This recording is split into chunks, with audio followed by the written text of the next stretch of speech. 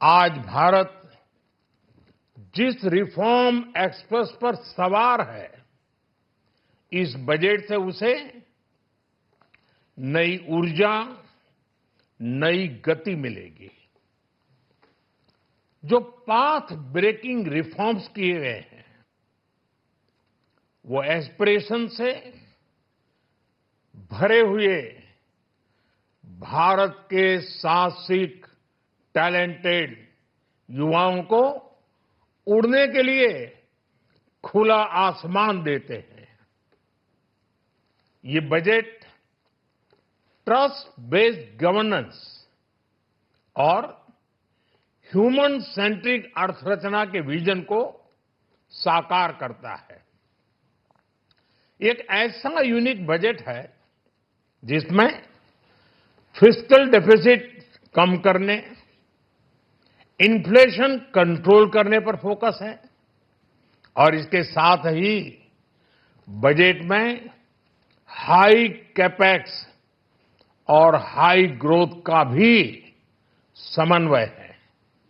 साथियों, ये बजट भारत की वैश्विक भूमिका को नए सिरे से सशक्त करता है।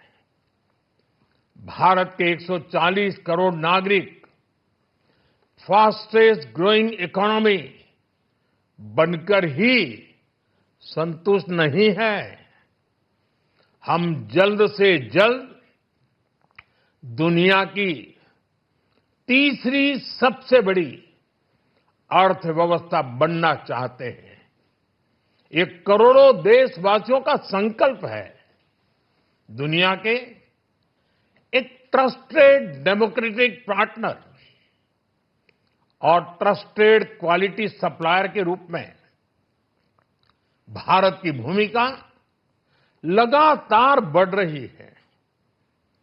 हाल में जो बड़ी बड़ी ट्रेड डील्स भारत ने की है, मदर ऑफ ऑल डील्स, उसका मैक्सिमम बेनिफिट भारत के युवाओं को मिले, भारत के लघु और मध्यम उद्योग वालों को मिले। इस दिशा में बजट में बड़े बड़े कदम उठाए गए हैं। साथियों, इस बजट में मेक इन इंडिया और आत्मनिर्भर भारत अभियान को नई रफ्तार के लिए महत्वाकांक्षी रोड मैप प्रस्तुत किया गया है। इस बजट में नई उभरती इंडस्ट्रीज यानी सनराइज सेक्टर्स को जिस मजबूती के साथ समर्थन दिया गया है, वह अभूतपूर्व है।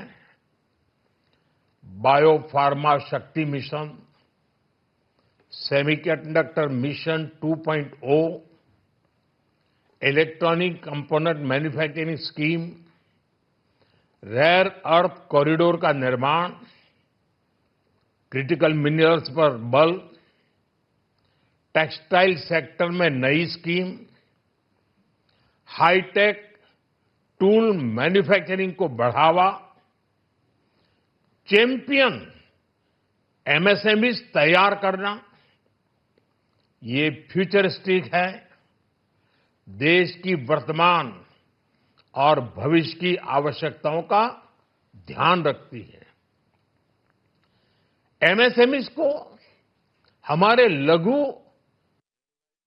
को जो समर्थन इस बजट में मिला है, वह उन्हें लोकल से ग्लोबल बनने की नई ताकत देगा।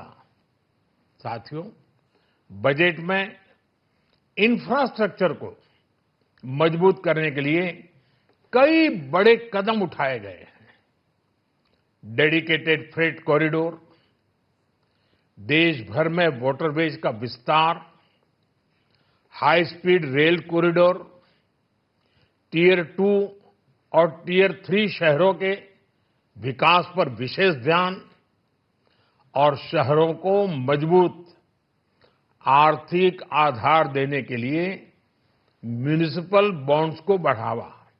ये सारे कदम विकसित भारत की यात्रा की गति को और तेज करेंगे। साथियों, किसी भी देश की सबसे बड़ी पूंजी उसके नागरिक होते हैं।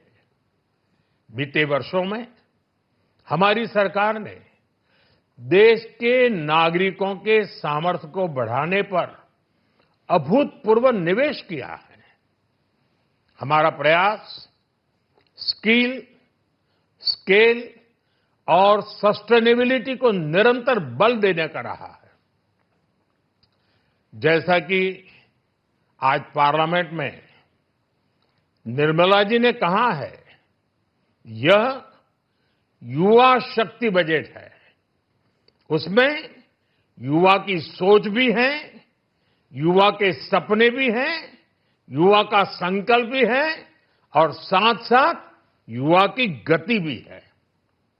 बजट में जो प्रावधान किए गए हैं, उससे अलग अलग सेक्टर्स में लीडर्स, इनोवेटर्स और क्रिएटर्स तैयार होंगे।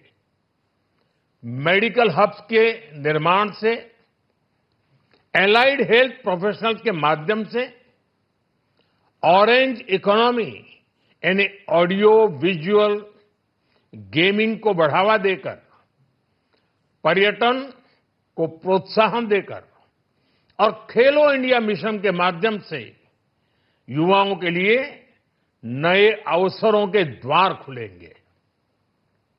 भारत को दुनिया का डेटा सेंटर हब बनाने के लिए टैक्स में बड़ी छूट की घोषणा भी की गई है। मैं भारत के युवाओं को विशेष तौर पर इस बजट की बहुत बहुत बधाई देता हूं, क्योंकि इससे एम्प्लॉयमेंट जनरेशन को बड़ा बूस्ट मिलेगा। मुझे बहुत खुशी है कि इस बजट में टूरिज्म और विशेषकर नॉर्थ ईस्ट में टूरिज्म को बढ़ावा देने के लिए भी ठोस कदम उठाए गए हैं। भारत के अलग अलग राज्यों को ताकतवर बनाकर संतुलित विकास की नींव भी इस बजट में मजबूत की गई है। साथियों, हमारे देश में 10 करोड़ से ज्यादा महिलाएं सेल्फ हेल्प ग्रुप से जुड़ी हैं और बड़ा सफल अभियान रहा है। महिलाओं द्वारा निर्मित, महिलाओं द्वारा संचालित सेल्फ हेल्प ग्रुप्स का आधुनिक इकोसिस्टम बने, बजट में इसे प्राथमिकता दी गई है।